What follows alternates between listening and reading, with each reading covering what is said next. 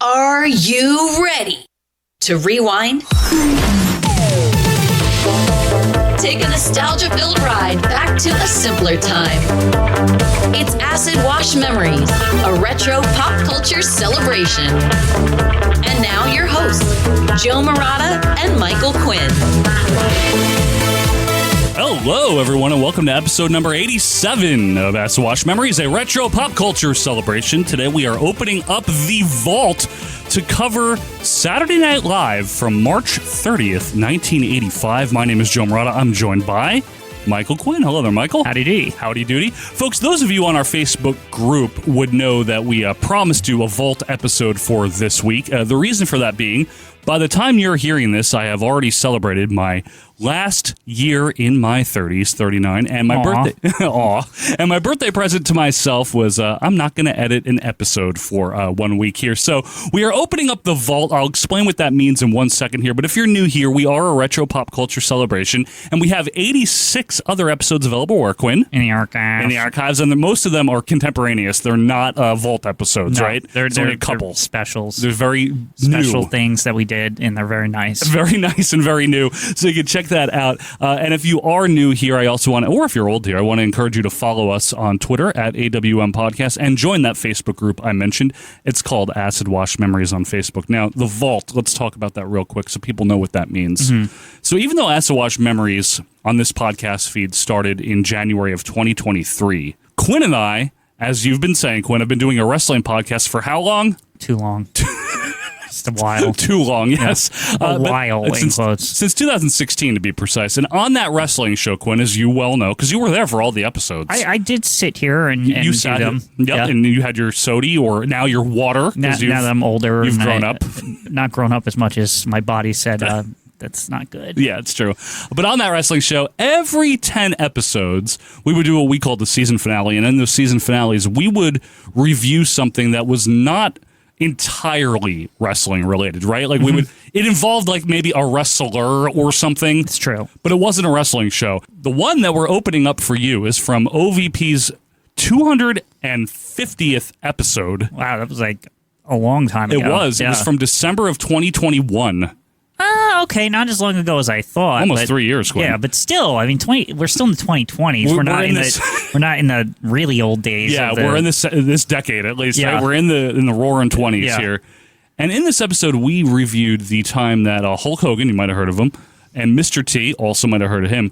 They were on Saturday Night Live the day before the first ever WrestleMania. In this episode of OVP, we actually did, and you guys that like Acid Wash members are going to like this, we did do in the beginning a bit of a rundown of SNL. Right. And how we got to this point by 85 when it was Dick Ebersol running it. Yeah. Because Lorne Michaels had been gone since 1980, so we cover all of that. Right. And we review sketch by sketch this episode of SNL, which is, I got to say, a very shitty episode of SNL from what I remember, right? Yeah. The only shining... Sketch by sketch, not to be confused with step by step. Different thing. We've talked about that too. The only shining spots that I remember from this are Julia Louis-Dreyfus existing in the cast, because I love her. Yeah, but I don't even remember that standing out that much, just that it was nice that she was there. It wasn't like she had some like, wow, what a sketch. Right, you're right. And Billy Crystal was really good. Yeah, that's obviously, true. Yeah. Billy Crystal's good. So that's what we're going to do. We're going to play that for you here. I want to remind everyone listening for the first time here,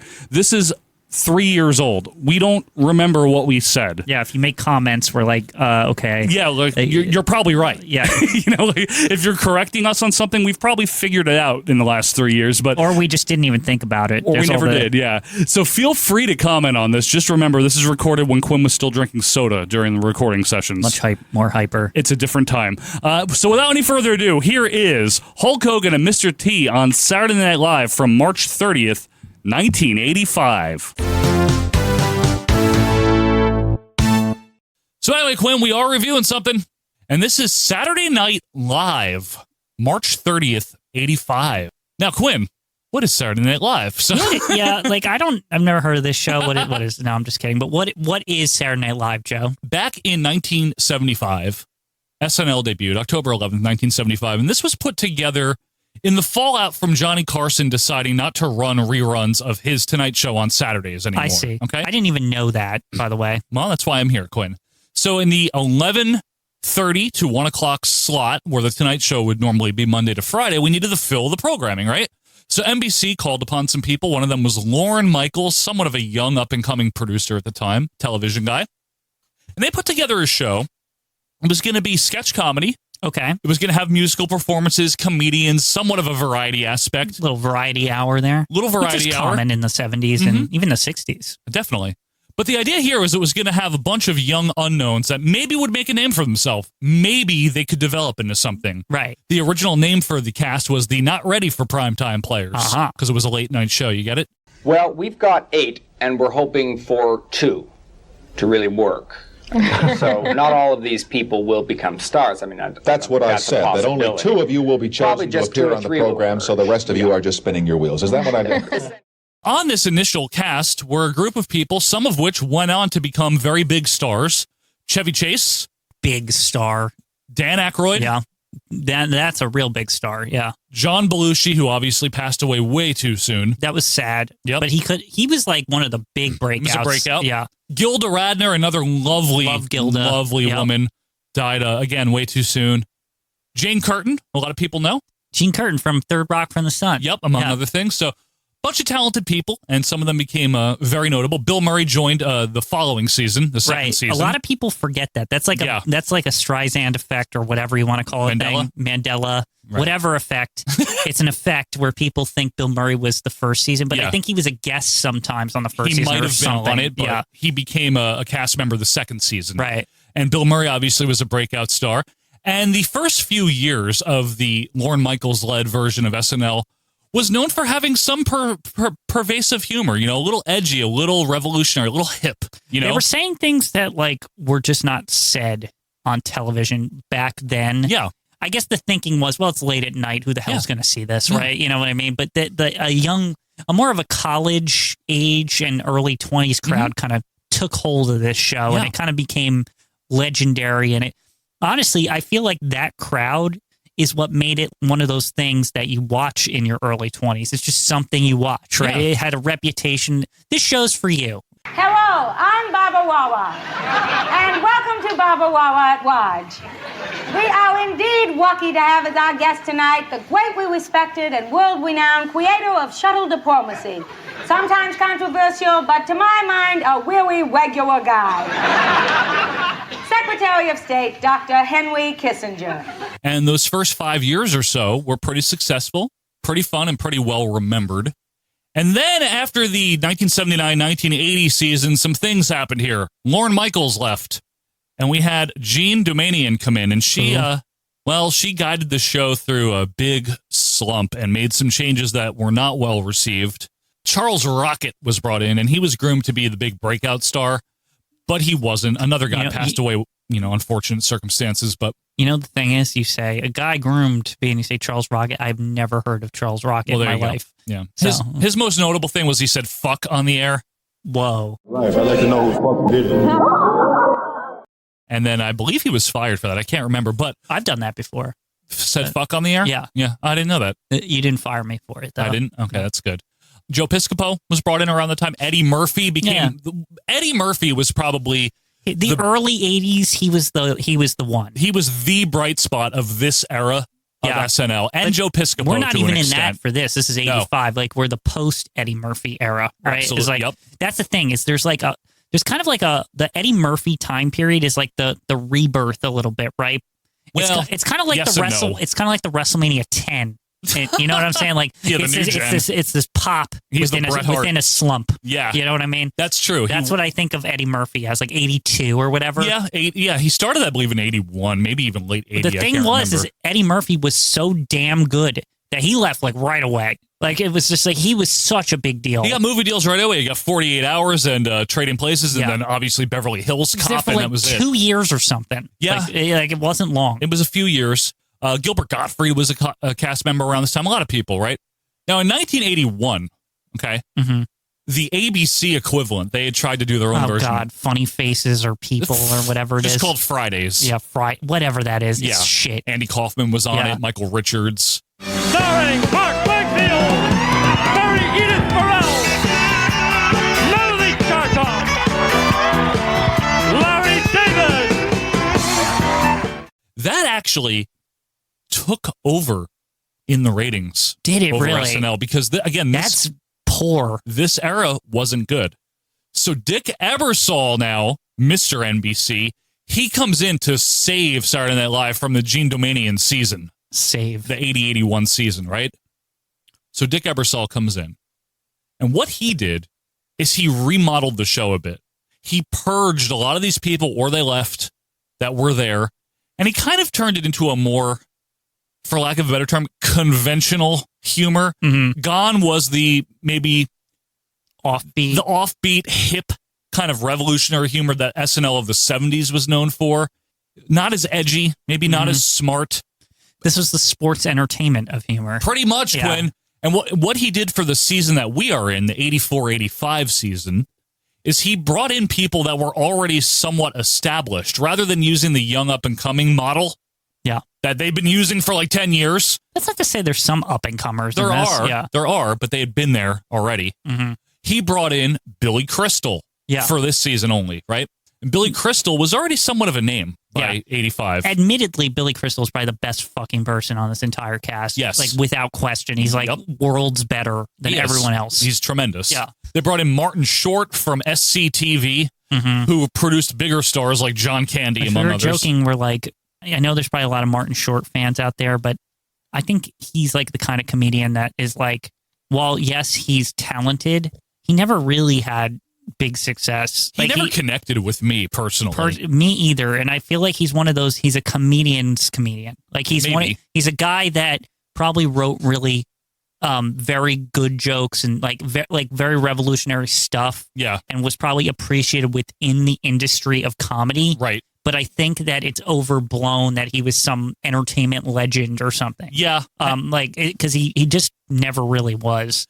I never really personally cared much for him. He wasn't. Maybe we're wrong. We could be very Point us wrong. out something that's like gigantic that we're somehow overseeing. Yeah. But me and Joe were talking about it, and we're like, I don't remember like anything Martin Short did that was like insanely popular. Right. Like, you know what I mean? Like that just everyone was talking about. Right. You know? He was a sketch comedy veteran. He was brought in. He had the experience doing this on SCTV, so it makes sense. And they also brought in Christopher Guest and Harry Shearer, who most famously to this point were probably known for Spinal Tap, which is, I love Spinal Tap. Right. They're not good on this, though. No, and Harry Shearer's gone, by the way, by the time we get to this episode. Oh, I see. He's already gone. Also, for random reasons, the very popular Weekend Update segment was renamed for this season to Saturday Night News. What? Why fuck with it? I don't know. And not only that, it isn't featured in every episode of the season. Right. Including the one that we are watching. That's like everyone knows when they're watching SNL, right? The halfway point of SNL is Weekend Update. It's dead in the middle. Yep. And that's like how you know, okay, it's like we've hit the halfway point. Yeah. And I sort of always like that, the way it was structured with that. And it's a very popular segment. Yeah. It's very fun, usually. It's easy because here's the thing, is so much to make the show relevant too. I always felt Weekend Update kind of makes it that way, right? It's like, let's just take a moment, 10, 15 minutes here, and we'll just comment on how fucking stupid the news is. Like it's great. Because it is. Yeah, because it is. Yeah. So with that said, we're on March 30th, 1985, the day before WrestleMania. And as some people are pretty quick to point out, Hogan and T weren't originally scheduled for this. Apparently, Steve Landsberg, who we will see, was supposed to be the host, but he couldn't make it as the host, couldn't make it to rehearsals or something like that. Okay. So they had Hogan and T, which again, Ebersol McMahon connection was already beginning by this point. I'm sure they were putting together Saturday Night's Main Event already. This is somewhat of a coup for Vince McMahon. I can't is. even believe. Yep. Like, I know they were hyping the shit out of WrestleMania, right? But to get them on SNL to hype it, not just like the normal regular TV bullshit. The day before like WrestleMania. That is a pretty huge thing. It is. It's a huge Especially deal. the audience that SNL has as far as its age group and how that crosses over wrestling. Absolutely. Yeah. I'm Mr. T. I'm the Incredible Hulk Hogan. We're going to be the host for Saturday Night Live this week. So, here we are. Saturday Night Live, March 30th, 85. Quinn, what are your thoughts overall on SNL? I was always a fan of the show. And honestly, I have great memories, especially in my 20s and, teens, that kind of time period of And I even lived with you during some of this. I would stay up and, hang out with friends and have a couple drinks and, we'd flip on SNL and see what they had to offer that week. And this is not that, though. Like this show, this is not that. Yeah. This is the 80s. This is like my parents' time. Yep. Way before our time. Way before our time. I first saw SNL in the 90s as a kid, like Chris Farley and Mike Myers, that kind of crew. And same here. That's the kind of people I remember when I first got into it. All of this being said, I've watched old SNLs before. Like I've seen like the 70s ones. Sure. I've taken a peek. They're very actually hard to digest, honestly. Some of them back then, Yep. especially those early 70s ones where they have like weird like 60s styles, like singers singing folk fucking songs I'm like, what the fuck? Why is this on a comedy show? That's funny. Anyway, I didn't know Hulk and T were even on SNL. This is like a weird, I guess because it was like last minute or something. I don't ever see this talked about very much. It's not talked about too much. You're right about that. And neither is this era of SNL for reasons that we will discuss. Yeah, let's see what we got here, right? Let's see what we got. Our cold open features Prince, played by Billy Crystal.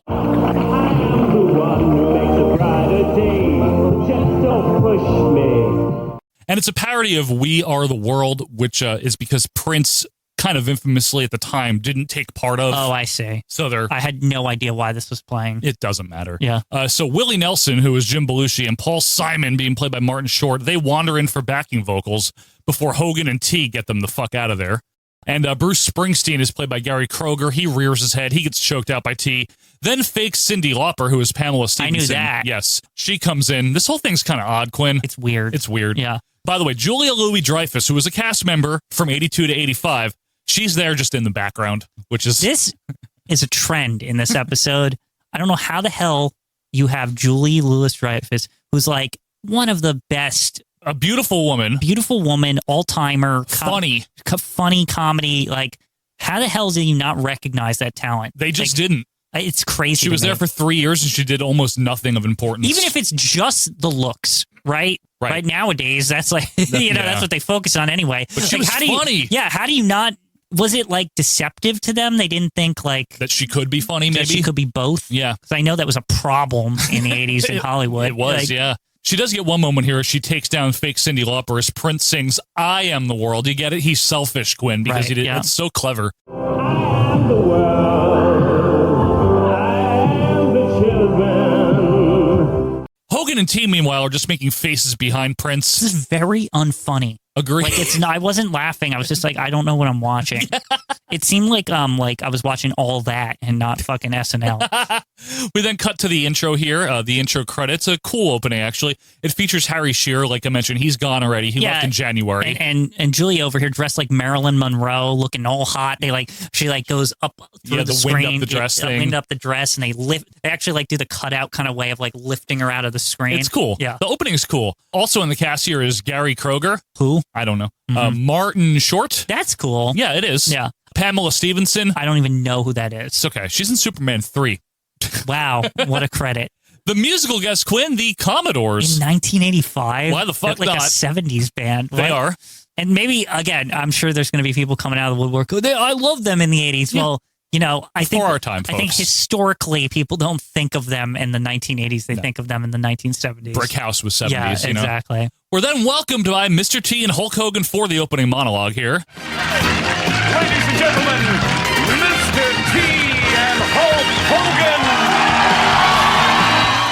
So Hogan and T are both in the red Hulkamania tank tops. So they get a nice reaction from the audience. Also super weird to see them on a highly respected show like SNL. Yes. Then again, 80s SNL notoriously sucks. This is like, the thing, did I mention this? Was like, even I know the legend of SNL canon states that mid-80s is like the worst of the worst SNL period. It's not like good. Everyone will warn you to avoid it. Yeah, it's known as not being good. Right, yeah. Just don't watch it. It's not, people like say it's like not even representative of the show as a whole. We'll see, it's right? It's that bad. It's like 3 or 4 years of just shit. Yep.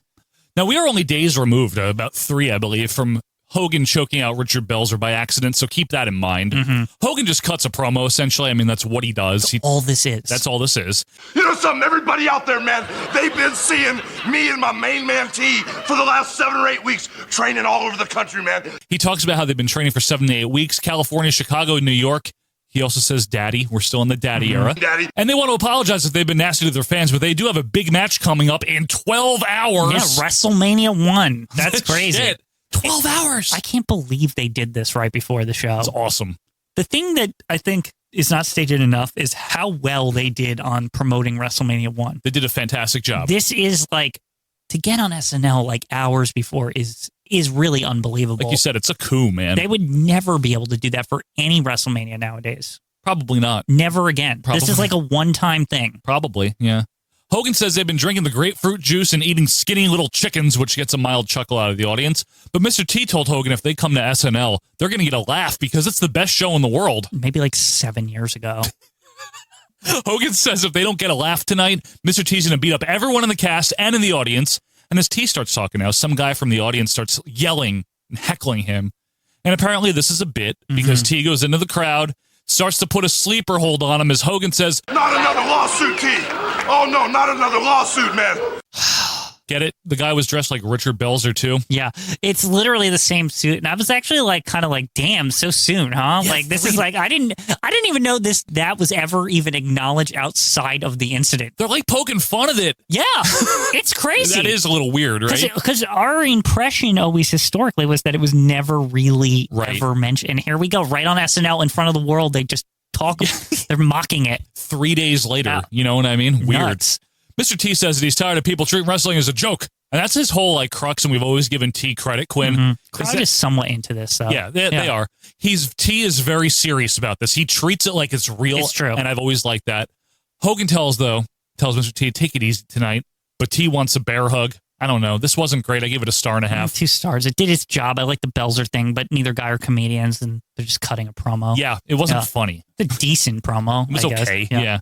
We now fade to Martin Short on the phone in the office holding a cigarette. Now, this is actually a character, Quinn, called Nathan Thurm. I can't believe this character survived more than this skit. It's funny if you like crap. It's an old character. I think he brought it to SNL. I can't remember. But anyway, he's arguing with someone about a check that he says that he sent. No, I know that. I'm hanging up. I'm hanging up because I find your voice offensive. And I'm sure your breath is the same. He then tells his secretary, which is Julia Louis-Dreyfus, to send a check. Who's not even on the screen. Can I just say that? Yeah, it's unfortunate. So she tells him that Mrs. Cooper is here for her appointment, and he doesn't believe that.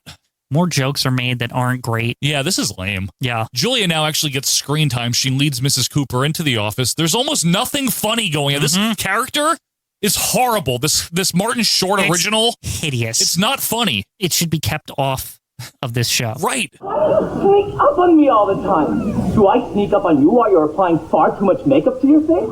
So Mrs. Cooper has Tony Garea hair, and she says that she needs to talk to Nathan here in private. I feel like I know her. Like I forget her Mrs. name. Cooper, because I forget her name. She's like in other sitcoms. Mary Gross. Yeah. I forget. The voice. I recognize the voice. She's funny, too. She's funny. So he escorts Julia out of there, and then they start dry humping on the desk. What is this shit? Is this supposed to be fun? Like, yeah, that's the thing. It's like it just turns into like a drama or something. Like it's really weird. So apparently they're having an affair. He's worried about her husband finding out. And then he gets another call from Julia here who says Mr. Cooper is on his way in. And at this point, I'm saying, please be Hulk Hogan. So yeah, you would think, right? Yeah, that would make sense. Why do we have these hulking special guests, right? So anyway, he shoves Mrs. Cooper in a closet here. By the way, there's a proud Nixon picture on the wall. I felt like that was always like a SNL jab. It's like, look at the establishment. Yeah. Fuck them. They like Nixon. Ha ha! They're failed president. Right. But unfortunately, Mr. Cooper comes in, and it's only Jim Belushi. Is he even on this show? Because I didn't see him in the opening. He is. I think the opening was clipped up a little. Okay. Now, Jim Belushi, I don't hate him. I just think he's a less funny version of his brother. Oh, come on! At this point in time, and I could tell throughout the show, he's very utility. Yeah. And I mean that in a good way, actually. Right. Because what I'm trying to say is that this show has a lot of people that shouldn't be on this show, right? I feel like Jim Belushi feels like a professional amongst not professionals. Competent. Yes. Like somebody you could slip into any role on this show. Right. He can be funny. Right, yeah, he can. He's not overwhelmingly funny, but neither is he like not funny at all. He's not shitty. Yeah, like he's just perfectly average. He's honestly a perfect guy to center a sitcom around. Yeah, He's perfect. A middling sitcom that can be on for like 5 years and get a syndication deal. Yes. And that's it. Like never a ratings hit. They had that according to Jim. Exactly. I'm pretty sure that got syndication and everything. He's perfect for the role. You nailed it with Jim Belushi. I actually have a weird respect for the guy just because he's like capable of like just being, he's one of the more serviceable actors in television. There you go. You know what I mean? Very fair. Yeah. So Jim here says he's had Nathan followed by a PI for 2 months. And he knows they're having an affair. Maybe you're having an affair and trying to pin it on someone else to alleviate your own guilt. Have you ever thought about that? This skit is poor, I have Joe. not laughed once, man. It's so bad. I'm laughing at it. It's that bad. So anyway, Jim Belushi shows a picture of Mrs. Cooper and Nathan making out. And then we get an unnecessary breaking of the fourth wall by Martin Short. I don't know why. Turning to the camera. It doesn't matter. Belushi now pulls out Nathan's monogram tie and letters from the two of them dating back to 1982. Where is the joke? This is like a bad scene from a drama. Seriously, where's the funny part? Isn't there supposed to be a funny part in these? I don't know. I don't know where it is. Belushi gets all huffy now and says that he's going to kill Nathan if they ever speak to each other again. Nathan then tries to talk his way out of it by saying Mrs. Cooper isn't even attractive, and then she barges out of the closet in a rage. Mm-hmm. Anyway, Mr. and Mrs. Cooper here decide to give things another chance, and then they just leave. In all seriousness, what the fuck is this? Is that really it? Well, I guess the punchline here is that Nathan tells Julia to give them a bill for services rendered, like marriage therapy and counseling. Yeah, that's the punchline at the end, and it doesn't hit at all. It's also the way, if that's the punchline, right, it's just like a throwaway line at the end that, like, not really emphasized. So maybe, like, half the audience doesn't even fucking understand what just happened. It's really bad. And then we find out that Julia, the secretary, has been listening on the intercom the whole time, and now they argue, and that's how we fade away. Wow. Poor. Horrible. Absolutely dreadful. I give it a dud. I'm a dud, too. Not funny at all. At all. Like, not at all funny. No laughs in this one. Next, we go to a living room set where some kid, quote unquote, named Andy, who was played by Gary Kroger, he's arguing with his dad, Jim Belushi, about staying at a summer camp while his parents are away for 6 weeks. First of all, Jim Belushi has this like hideous wig on and glasses. But Dad, no one my age goes to camp. Why can't I just stay home? Now look, if you think we're going to leave you here alone for 6 weeks while we're in Europe, you're crazy. Can I just say one of my favorite SNL recurring bits, and I swear this is on purpose, and it went on for years and years and years. I swear that the costume designer would find the worst wigs just as like an inside joke. Yeah, because it doesn't matter. This went on for a long time, even into the 90s. Like, remember the 90s, the ongoing like rib internally seemed to be like the wigs would never stick to their heads. Yes. Like that was like, I swear that this is just like an internal SNL inside joke thing. First of all, like bad wigs. Second of all, his son looks like he's 35 years old. Another one of insane. those. And third of all here, this is like the van down by the river living room set in 1985. It's just like modified, but it's the same. I think you're absolutely right. Yeah. If it's not the exact same, it's very similar, but I think it is. So we hear a doorbell, and it's the camp representative. It's Christopher Guest playing a guy named Mr. Lubar. And apparently there's a lake over 4 miles long at this camp, and then he shows them a bunch of pictures. Andy, the son, thinks he's seen this place before. And the dad notices the name of the camp isn't on the brochure, so he asks what it is. And apparently the name, Quinn, is Crystal Lake.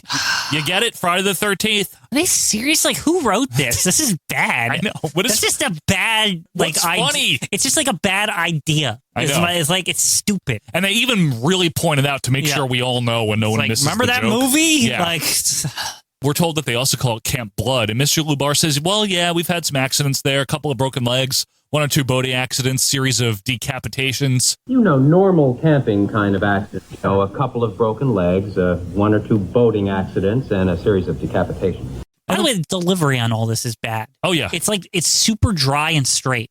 That's what she said. Oh shit, look at me, I'm funny. I could have been on SNL in the 80s too. America, fuck yeah, send your cards and letters to me, Sharon the funny fucking robot, care of Ogden, Utah, eat my ass, with syrup and butter and whatever the fuck else you want, lick my pussy. All right, Sharon. That's enough. We continue to meander around the sketch as Andy sees a decapitated head in one of the pictures. Mr. Lubar says, well, we've had a discipline problem there. One of our staff members named Jason, but they just can't kill him. He doesn't seem to die. End this! It's horrible, Joe. I know. So his dad, Jim Belushi, sends Mr. Lubar out of there, and Mr. Lubar gets all sad, but then we hear the creepy music, and he gets all mad, opens the door, and Jason walks in, and then we get like a comic hair flip effect on the family as it's Hulk Hogan as Jason wielding an axe, and then we just fade away. I give it a half star for existing. Absolute dud. Way too long. Mediocre punchline. It is. Hogan had no lines, no funnies. He just looked at them, and the bad wigs is the punchline. Like, literally. It's so bad, man. Oh, my goodness. That was really bad. Another bad one. But it is now time for Fernando's Hideaway. Now, this is Billy Crystal, of course. Mm-hmm. So he tells the audience, you look marvelous, because 1985, and that's a very popular thing that he said. Thank you, darlings. I got to tell you, you look marvelous right off the bat. So this is a parody of a real actor named Fernando Lamas. First of all, the father of Lorenzo Lamas, you might remember. Mm-hmm. But also, he was the inspiration for the most interesting man in the world character. I see. Now, with Fernando today is Hulk Hogan and Mr. T. And he says Hulk Hogan's 310, Mr. T is 220, the biggest hole in their hideaway since Orson Welles was there alone. Ah, the French champagne. Fernando tells him they're so big, and he asks Hogan if he works out, all deadpan. Yeah. And Hogan says, well, darling, I do train every day. And then he wiggles his pecs for fun. Mr. T, by the way, this is funny. He slyly moves Fernando's coffee mug for literally no reason, and Fernando moves it back. So this is actually funny. So, yeah, here's the thing is you can tell that everyone's having fun here. And Billy Crystal's just a professional, and he's very, very good. he's very good. In fact, Billy Crystal might be at like the peak of his powers right now as far as like a comedian in the industry. Yeah. No matter what he does, it's just funny. He was very, very, very funny. Fernando asked Mr. T if he was upset about the Academy Awards, and T says that he's mad for not getting the Emmy on the A-Team. And Fernando's all, yeah, and you rip the head off and say, I love you, fool, or whatever you say. I know you're marvelous on the A-Team. I love to see you get the Emmy and like rip the head off and go, wow, you know, I love you, fool, whatever you said. You know what I'm telling you? And then Mr. T might actually break character to smile here. Well, this is the first time because But then he scowls again. Yeah. And Fernando says, you must be cranky because of your bad haircut.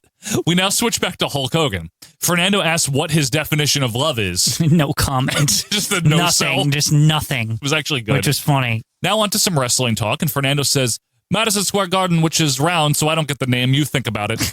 Hogan then tells T to put the sleeper hold on him. Okay, we're going with this joke again, huh? Mm-hmm. Anyway, WrestleMania talk now.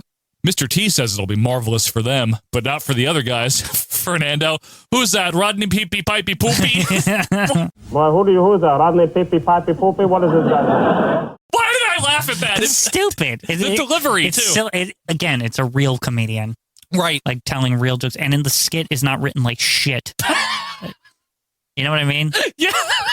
Yes. It's just let Billy Crystal like ask them questions in this impression, basically. A lot of this is that's probably, that's all it is. A lot of it's probably improv. Yep. And Mr. T says, yeah, that's it. Also, Mr. T barely knows our name. Yeah. This is a thread throughout the show. I don't know their names. I just know their names. faces or whatever. He keeps saying it. I almost like that. Yeah. I almost like it. Fernando, and then you lay low. What are your Passover plans? I got to laugh at it. That was really good. And they got another guy, Mr. Wonderful, and a broken arm guy called Bob Orton. I don't know their names. All I know what they look like. Mm-hmm. And then you lay low. What are your Passover plans? Do you have any? Fernando's like, okay, what about the holds you're going to do? And Mr. T says he's going to be doing Mr. T's Terrible 10 torture test. It sounds marvelous. And then Fernando, is that a rash or are you wearing a glove? Fernando mentions germs too. Like, yeah, it's all good. Yeah. This is all good. It's a great segment. Mr. T's got that workout bar with him, right. You know, the bendy bar. So Fernando asks about it, and Mr. T, all deadpan. Used to be a parking meter. It's even marvelous, I tell you. You are so loquacious. I was at a Hollywood party where this was an hors d'oeuvre, if you know what I'm saying. So you.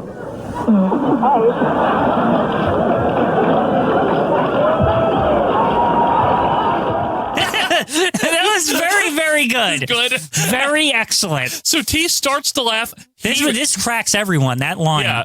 He regains his composure, but Hogan just can't help it. Yeah, he's done. He's done for like the rest of the thing. Like Billy Crystal got them. And then he improvs this clearly. He's like, you know, when you laugh, your little things that go a bouncy, bouncy, bouncy.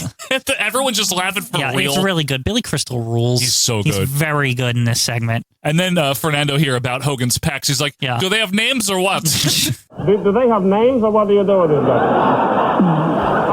And then he's like, you're the world's champion. I've got to ask you, do you want to direct or? Again, excellent. The non sequiturs. Yeah, it's just he's very good. He's very good. Fernando then bids us good night This was great. I give it 3.5. 3 stars. Pretty good. Really made me laugh, Yeah. actually. Actually funny. This is the best thing on the whole thing. Agreed. With 100%. 100%. The rest after this is unbelievable, like how much of a drop-off. Oh, it drops, man. Yeah. We now get a House of Shame, which is supposed to be like one of those serious news segments, It's Pamela Stevenson here welcoming us to part 8 of their series on the American penal system. And apparently we got some issues in prison here in 1899. She's saying these issues go back recently, meaning that like it's new in history. Get it? There's a problem in prison, right? Got a great premise here. Yeah. So we cut to this old shitty prison where everyone is in the black and white striped jumpsuits. Yep. Jim Belushi playing the guitar. Yep. Martin Short is thrown in as the new prisoner. Jim Belushi's going to be his cellmate. Now, Martin Short's name here in the sketch is Percival, which leads Jim Belushi to make a bunch of unfunny references about his name. It's not good. Any of them ever call you Purse? Or Purdy? Or Pretty Little Man Bump Pink Mouth? Belushi then sits down and tells Martin Short that he has no right to lay his big paws on him yet because the bull has the first choice. This is strange and bad, and I feel like I'm watching the Max Headroom incident. It's like so cheap looking. It is. It's bad. I don't know how else to explain. Like the way the lighting is and the jumpsuits, maybe it feels like some like renegade thing that I'm watching. Jim Belushi's mutton chops are good, at least. I'll give him that. Anyway, the bull comes in and get it. He's all dapper in a fancy coat, and it's Christopher Guest, if you care. Right. And he's got flowers. And for some weird reason this whole time, Jim Belushi keeps looking at the camera when he talks. So it's either that or cue cards are right next to it. I don't know. He keeps looking at it. I don't like it. But either way, the bull is all polite, of course. Like he should be riding in on a horse. You know what I mean? Yeah. Percival, what a dainty moniker. Will you accept these piffling blossoms as a token of my esteem? And Martin Short now accompanies the bull to, this made me laugh. Yeah, the bench thing. Yeah, there's a random like swing bench there. And, in the prison. Yeah, and the bull's like, we can rest and talk here. That was actually funny. Yeah, it's very weird. Everything here is like slightly funny. It's like that middling funny. Yeah. Mostly this segment. So the bull lays it on thick, like some 1800s Lothario, right, you know. And apparently Martin Short, Percival, ran over an old woman with 4 or 5 draft horses. Yeah, they keep going on and on. That's his big crime. Like basically he was in a car accident of the equivalent time period. A horse accident. Yeah, a horse accident. But the bull is here because he happened upon 15 boys who had been butchered with a machete, and he was just helping to bury them when the police found them. Good Lord. I happened upon 15 boys who had been butchered with a machete. I was just helping to bury them when the police found me. The bull does the old yawn and put your arm around someone trick to Martin Short here. He made a move. Get it? He made a move. Yep. He then gazes into Martin Short's eyes before the warden wanders over, and the bull says, "I'll see the gentleman home." He then gives Martin Short his coat, and he says, "Here, the night air is chilly." This is so stupid. So dumb. It's so stupid. We get a dramatic music again, and the bull asks if he can call on Percival again. Then he has one funny, I guess, line. He says, "Would you wear my pin and be my bitch?" That was the pun. They wanted to say bitch. That's all it was. That's all they wanted out of this. That's what they wanted. Yep. And with that, we're just about done here. No, we're not, because as the bull leaves, Jim Belushi is there to ask what happened and how and when, and Martin Short says, he was wonderful. Yeah. Basically, what they're treating this like, Quinn, is like schoolgirls, teenagers. So essentially, what they're like all excited, like it's a girl's sleepover afterwards. Like, how did it go? How did it go? Yeah, like so Belushi gets back to them. He's like, "You're not mad at me or whatever," and he's like, "Only if you tell me all the details all night, and you can't hold anything back." Like, and it's like they're like hee hee hee, like they're like both like it's just so stupid. Let's stay up and talk about it. Oh, of course. Now we stay up all night. Yes, but I want to hear every detail now. Don't leave anything out. I get what they're doing here, but it's not funny. I give it a star. Not funny. I'm at a star also. It's very whatever. Very whatever. A couple of funny lines, like the bench being there was funny. Yeah, the bench was the best part. Belushi was okay. Yeah. That's it. Next up is the Joe Franklin Show. So, okay, context on this one. This was a parody of a real show hosted by the real Joe Franklin, and it was on forever from like the 50s till the 90s. Well, the excitement is mounting today and mushrooming and snowballing and skyrocketing. We're going to find out today what is ham radio all about. He basically had a wide variety of guests from all sorts of things in entertainment. Some big stars, some nobodies. I didn't even know this was real. Yep, and it's another Billy Crystal character, a recurring one on this. And I already like it better because it's Billy Crystal. Mm-hmm. So Billy Crystal's here. He's like, this is sponsored by Hoffman Beverages, Martin Paints. It ain't just paints. Matzos by Strites for the unleavened experience of a lifetime. And Raymond Burr's Nipple Rouge. And that gets a good laugh even from me because it's just so ridiculous. Like just the wordplay, you know? Nipple Rouge. And welcoming a new product from a celebrity superstar. This is Raymond Burr's Nipple Rouge. Today's guests, ventriloquist Senor Cosa, which is Christopher Guest, and his dummy Ricardo. Liberace. Yes, the real one from WrestleMania is he's kicking in. Yes, the real Liberace. Yeah, here he is. And I can't believe, I didn't really think Liberace outside of the WrestleMania only was, doing things. Yeah, it was good timing, huh? Yeah.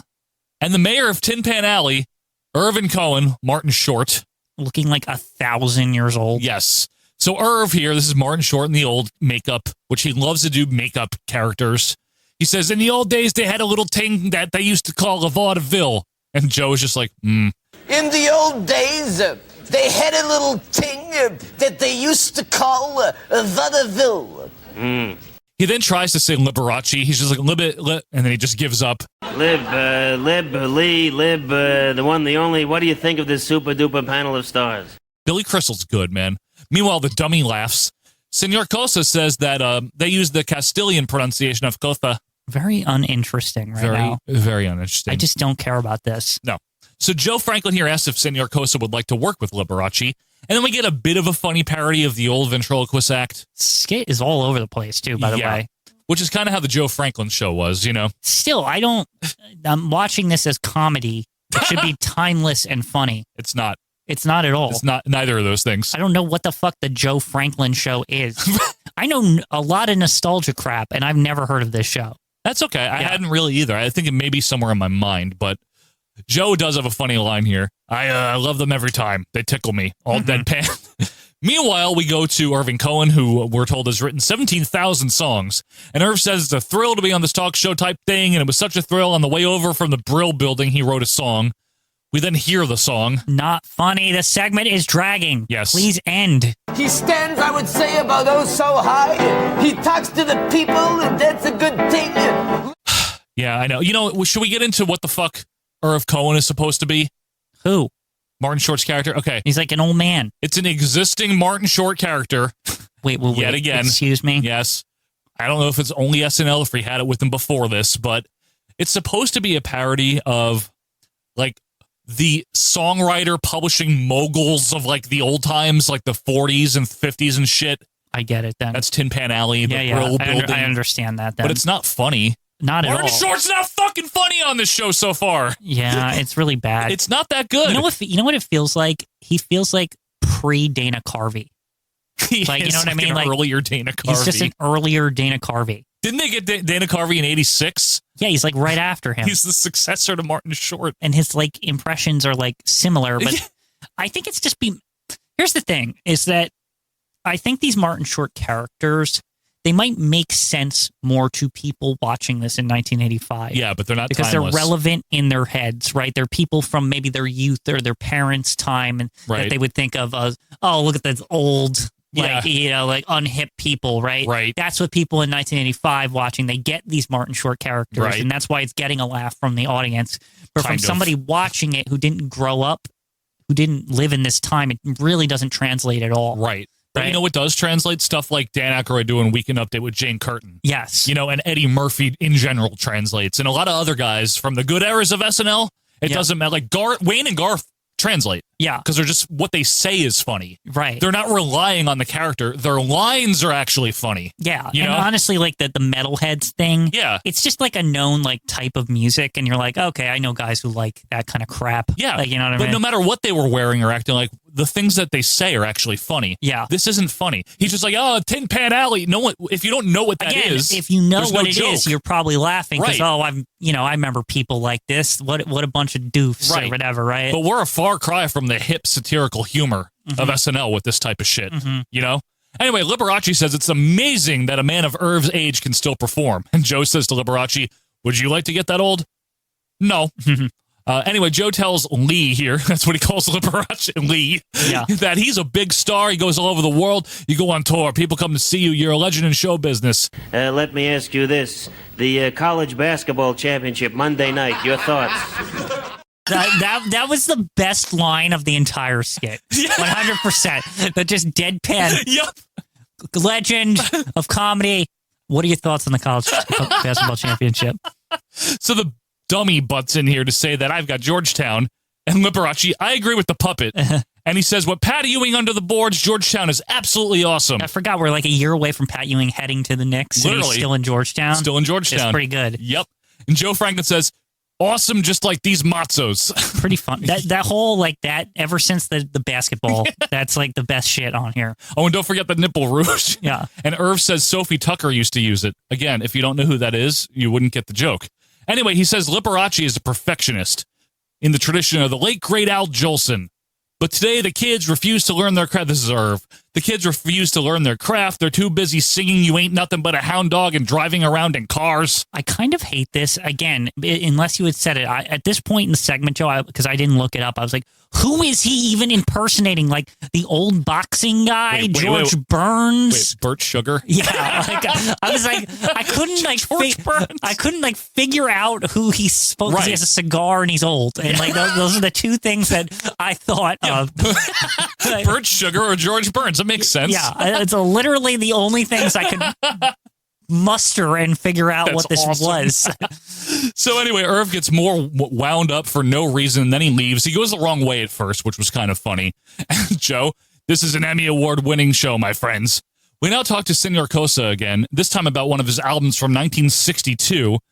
We now listen to a song from it. I couldn't believe they were going to play it. I was like, no, end this. I thought they were going to play it off, and that was going to be the end. And even Senor Cosa sings it live, Liberace looking over all annoyed. I miss those Spanish nights when the wind blew in my window. Who is this for? This segment? I don't get it. I don't know, man.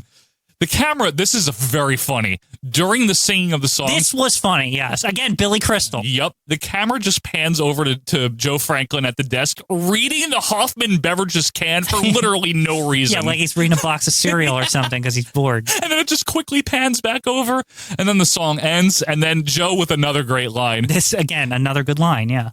This is an Olympic blue medal winning panel. I'm excited. And that got a laugh out of me because that was just... Because a lot of this, I was like struggling through it, and like when he just deadpan that, this is an Olympic blue medal winning panel. I just this is still going though. It's so bad. This is like the definition of garbage time segment. Yeah, it is, Quinn. It's so horrible. Crud. Yeah. So Irv wanders back over. He's still ranting, and then Joe with another good one. I'm putting this show in the safe they took out of the Andrea Doro. This is a one-in-a-lifetime show. We get out of here as Liberace plugs his April 4th show at the Radio City Music Hall. Not WrestleMania. No, not WrestleMania. This wasn't great, but I'm giving it my rating because of Billy Crystal and only Billy Crystal, 1.5 stars. Half a star for the Olympic comment. This is good. For the nipple rouge. And the nipple rouge. There were some comments, but that's it. Okay. Honestly, like the funniest part is like us describing it was funnier than the actual. Like it was a struggle to get through this. Yeah. Like watching it. Another dud for Martin Short, Quinn. Anyway, cut to Hulk Hogan introducing tonight's musical guest, the Commodores and Mr. T. And now it's a real pleasure for me to introduce our musical guest, the Commodores and Mr. T. So Mr. T's holding a tambourine, and then he just gets shooed away as the song starts. I guess that was supposed to be funny. I don't know. Anyway, the song is Night Shift. Maybe you've heard it. They do a very good job playing it. But again, very weird to have a very 70s band on SNL in the middle 80s. Like very heavy middle 80s. Yep. We're told this song was dedicated to Marvin Gaye. It's not bad. This is a good song. I like it. It's not bad. No, it's fine. Yeah. I have nothing at all wrong with the song. It's just the Commodores on SNL in 1985 is strange. Unless were they experiencing some type of resurgence that I'm not aware of? I did look them up, and they I guess this was technically still they were a very active band in 85. Sure. It's not that they weren't active. It sounds like from what I was reading that they were on their like tail end, right? Okay. Like this is like the back end of the Commodore's career. Gotcha. Yeah, I'm not an expert about them. I guess they're considered like one of those veteran bands at this point. Okay. So, We go to commercial now. We come back with Billy Crystal as himself. And he says, we're happy to be back because there was a writer's strike. That's another thing I wanted to mention about this season. There was a writer's strike, so there's only 17 episodes of SNL this season. I mean, with this performance here. Yeah, man, it might be a good thing, right? But he says, we're happy to be back. And he was reminded of something his mom told him about being a comedian. Have something to fall back on. So during the strike, he became a substitute teacher. And this fades to a pre-taped sketch, which possibly shot on film, I think. Oh, yeah. It's like, this is like what nowadays they'd call an SNL short. Yeah. This is like not in studio. It's just something they're probably playing on like a TV for the live crowd. Exactly. Right? So Billy Crystal's sleeping here. He's awakened by a phone call, and it's an invitation to teach this week. So we fade to a literal pile of dirt and abandoned buildings, all while Rock Around the Clock by Bill Haley in the Comets plays. So it's absolutely what you think. It's the burnt out Bronx in the 1980s. Yep. Like the comment, the Bronx is burning. Yeah. Like it's that New York. That era of New York. Yeah. And the Rock Around the Clock is an allusion to the movie Blackboard Jungle, by the way. Great movie. If you've never seen it, check it out. Billy Crystal narrates the school was PS45. Used to be PS50, but they took 5 off for good behavior. We see him arrive to the graffiti-scrawled walls, barbed wire, someone passed out on the steps. He says, great, that must be the principal. Shot of someone teaching while a literal fire is behind them in a garbage can. Like as if it's the guy. Yeah, you ever see Rocky with the guys around the fire and the yeah, it's the same thing. And this is definitely shot on film. You can tell. Yeah. An old lady teaches while holding a gun at the students. Now, I'm like, geez, this aged poorly. Like that just looks really bad, and there's not good things that they're implicating there. That's a little edgy. At least something's edgy on the show. Yeah. Billy finds his classroom, writes his name on the chalkboard, and as he's doing that, people throw. I have no idea what they threw at him. It's like white shit that's split. It looks like bird shit. It almost looks like a cupcake or something. Yeah. Like, I don't know. Yeah. So we see the students, and they're all these edgy third graders, which is kind of funny. Yeah, that's the joke. So you think going in, I think really what they were alluding to is like, man, these kids must be bad. Of course, it's got to be high school, right? Like, I think that's the punchline, but at least they get to it immediately, right? They don't drag it. Yeah, like you think it's all going to be high schoolers, like acting rowdy, and they got to control them and blah blah blah, and like no, it's third graders. Third graders. One is dressed like Cyndi Lauper, another one's dressed like fucking Che Guevara. It's kind of funny. It's like a hodgepodge of like 80s like popular figures who are kind of badasses, right? It's ridiculous. So in the teacher's lounge, Billy is now talking to another teacher who bitches about the kids, starts drinking. Billy wants to reach them, though, and we're told this is the South Bronx, to be clear. So So the other teacher tells Billy he's not going to reach them with the showbiz chatter. You're not Merv Griffin. That's kind of funny. Cut to Billy reading to the kids as a fire alarm sounds, but one kid stays behind, and he tells Billy Crystal that he pulled the fire alarm as a joke. And Billy says, that's a very bad joke. That's a very apropos line for this show, by the way, Quinn. The kid says, fine, if you're so smart, why don't you come up with a better joke? Really tough guy, Nunzio. He dies, right? You know what his tombstone says? What the heck are you looking at? Now, it's lame. Yes, and the kid purpose. thinks it's lame. Yeah. But this leads to things. This is good. We get a montage now, like movie style, of Billy walking around the whole day trying to make the kid laugh. He's basically he's trying to make a better joke, right? So they're essentially going to joke school here, right? Like that's kind of what they're going for. And there's hot swing music playing over it. It's cool. And he finally gets the kid to laugh, right? And then Billy says he realizes the key to survival is to throw away the books and go with what he knows. So we cut to the next day, Billy holding up the Button-Down Mind of Bob Newhart album. That was last night's homework. All the kids want to talk about it. One says it was cool because Bob can take a premise and he builds it, man. It's cute. I like this segment now a lot. Like it turned into like now he's like friends with the kids and all this. Yeah, it's excellent. So we now review a Bill Cosby album, followed by an Eddie Murphy album, and the kids are arguing about if Eddie Murphy's ever going to get the profanity out of his system. It's funny, like all intellectual, like it's becoming like a actor studio kind of thing. Like you know what I mean? He's funny, but he's much too dirty. Yeah, but he's very polished. Yeah, but that ain't everything. Say something without using dirty words. It's a nice play on that old trope, the teacher that goes there to whip the kids into shape. And then they become his friends, Heart of Gold, that kind of thing. Like Blackboard Jumble, To Sir with Love, all those fucking movies, Dangerous Minds. Yep, Dangerous Minds, another one. Anyway, we now cut to Billy Crystal now setting up a scenario for the kids about, all right, one of you is going to be a comedian at the MGM Grand. Another one is that guy from Oklahoma City who had too many drinks. So we do like the sketch where the kid does his comedy, he gets heckled, he argues back, everyone loves it. But the other teacher wanders in and lets Billy Crystal know that he just got a phone call. The writer's strike is over. He's wanted back at work right away. Billy takes his coat, tells the kids he's got to go. And then the voiceover says, you do need something to fall back on. And as Billy Crystal's in the hallway leaving, that kid, the one with the joke, throws some shit at them.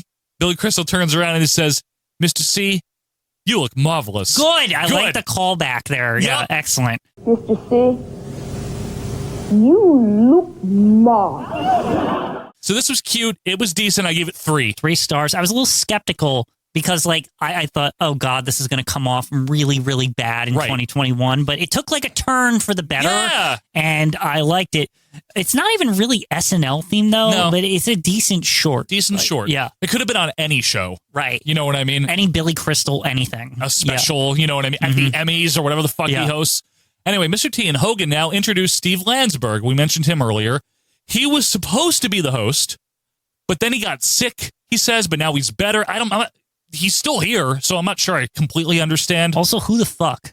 Who is this guy? It's from on the show Barney Miller. I didn't watch Barney Miller. Me neither. It was on before we were born. It was one of the guys. I know a bunch of people are going to come. Well, you don't know Barney Miller? We were born when this came out. Yeah. It's true. We were born then. So we weren't really capable of watching these shows. I mean, we know our fair share of stuff from well before our time, but not everything. We can't watch everything. I mean, I like Mama's Family for it. No, I don't know why. It's a great show. It's not. I've seen Barney Miller, just I'm not an expert. I've seen episodes of it. It's a police procedural comedy, and it's dry, and it's okay. But anyway, this guy here does some stand-up. I'm going to just dump some of it in. I'm not going to recap stand-up. You guys just decide for yourself if it's funny or not. Yeah. I don't even want to comment on it because I don't care. He gets applause, and I don't know why. It's really whatever. It's not that good, man. Yeah. But I do fly all over the country, all over the world. I travel. I'm on the road all the time. There's certain cities that Nashville was great. I was in Nashville recently. Went to the Country Music Hall of Fame. Not one Jewish country singer. You will never hear a guy go, she left me, she took the tractor. We now cut to Rowdy Roddy Piper and Bob Orton at the WWF backdrop. This is cool. Yeah. They're just in the WWF zone. Just Gene's not there. Good. Yeah. Come on in, Glasgow, Scotland. Yeah. Anyway, Piper calls up Mr. T and he asks who we think he is. Superfly Jimmy Snuka? Are those chains there to impress somebody? With all these pretty gold chains around, trying to impress somebody? Is that what you're trying to do?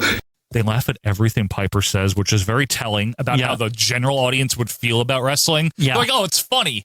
Yeah. They don't think Piper's a bad guy. They're like, oh, that's funny. So I can't tell if that's a good thing or bad thing. It's a bad thing, technically. But I also think it might be a good thing because it speaks to how entertaining Roddy Piper was to a mainstream audience in this time period. You know what? You're okay. That's the one thing I want to say about it. You know what? You're right about that. And it's no wonder that Hollywood came calling, right? Good point, Quinn. But it does go to show you that this is kind of what happens when you present wrestling stuff to non-wrestling fans.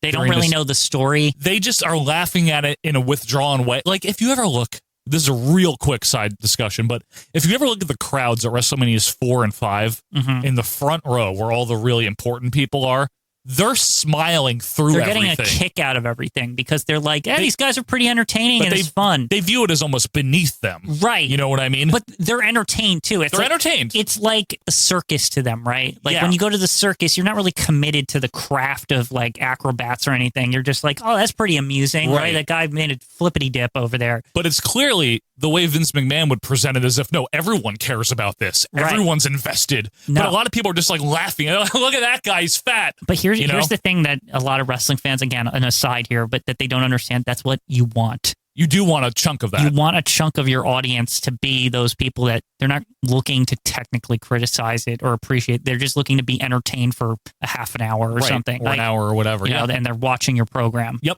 Yeah, there is a market for that. Yeah. But anyway, Piper says that he and Paul Orndorff and Bob Orton are proud that they never had to come from the projects. Talk about coming from the projects, huh? Talk about Paul Orndorff, Mr. Wonderful, and myself. We're proud that we never had to come from the projects. Talk about. Piper ends with, you should be lucky to say, hi, I'm Mr. T, alive on Saturday night. And of course, the crowd laughs at the supervillain as we fade back to Hogan and T. Mr. T plugs WrestleMania again tomorrow, tells everyone to see it on closed circuit because it's sold out. And then Mr. T leaves. Hogan goes into Hogan promo mode, which he's good at here. This is why he's here. Yeah, he's like, you got to buy it on closed circuit, Daddy. You know, and all he that says stuff. all the lines. He gets everything in, and he's compelling. Closed circuit TV tomorrow. The whole world's watching. WrestleMania, Madison Square Garden. Be there. So anyway, we go to break one more time. We come back with the cast signing off. Liberace's flanking Hogan and T. I always like the SNL closing. I don't know about you. I always like this, we did it. We got through this shit. Yeah. You know? We made it. Yeah. Well, anyway, this was, there's a reason. There's a reason Saturday Night Live is not known for being particularly good in the first half of the 80s. Mm-hmm. Now, this one was very much the Billy Crystal show.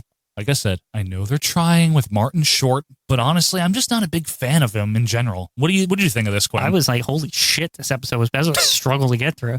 Some moderately funny stuff. Most of it was trash, yo. I would avoid this era of SNL. Like, yikes. Yeah.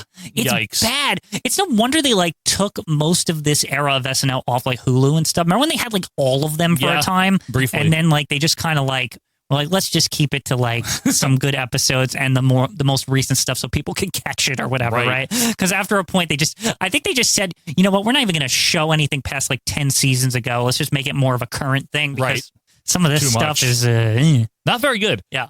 There was nothing political here, nothing satirical, really, nothing hip. Like we said, it's the original gestalt of SNL is gone by this point. Yeah. But what's interesting is it did receive this season, this Dick Ebersol's last season here, it did receive very good ratings compared to the previous few, which again, that makes sense because they got really bad in 80. Right. So it was kind of rebuilding.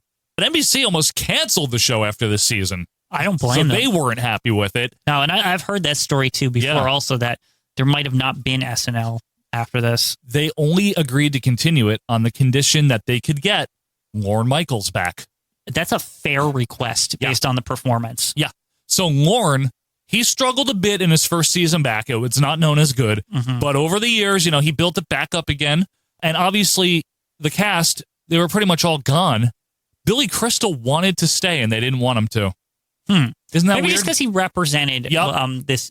Unfortunately for him, even though he was very talented and he was basically carrying the damn show on his back, he was kind of like the masthead or the face of this era. And maybe Lorne Michaels just felt, maybe we should just start fresh. Just nobody wants to think about how bad this was, right? It's I think that's a good choice, actually. I do too. And Billy Crystal didn't need this show. Yeah. So he really didn't because didn't. After this, he did When Harry Met Sally and stuff that. And he's a legend now. Yep.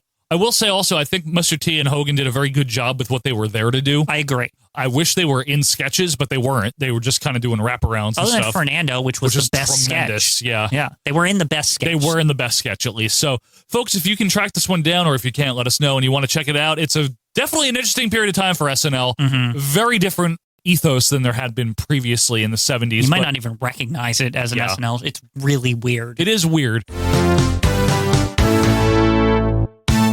Well, Quinn, obviously we sat here and listened to all this. We definitely did. Yeah, just twiddled our thumbs and listened to this whole hour. We've really been just sitting here and just being like, wow, that was such a great episode. Wasn't it a good time? Yeah. Wasn't it a good soda? But really, thank you guys for understanding here that I just wanted to take the week off from editing for my birthday. I really do appreciate that. And I appreciate you listening. And be sure to, of course, follow us on Twitter at AWM Podcast. Join our Facebook group. And hey, leave us a review on your favorite podcast app if you don't mind. But we'll be back next week for something completely different and new. Yes. Recorded this year. This year, the 2024, it's real. It'll really happen. So until that time, thank you guys for being with us here. I'm Joe Murata. That's Michael Quinn. We'll see you next time for more Acid Wash Memories. See ya. Like what you heard? Be sure to leave a review and subscribe on your favorite podcast app. We will see you next week.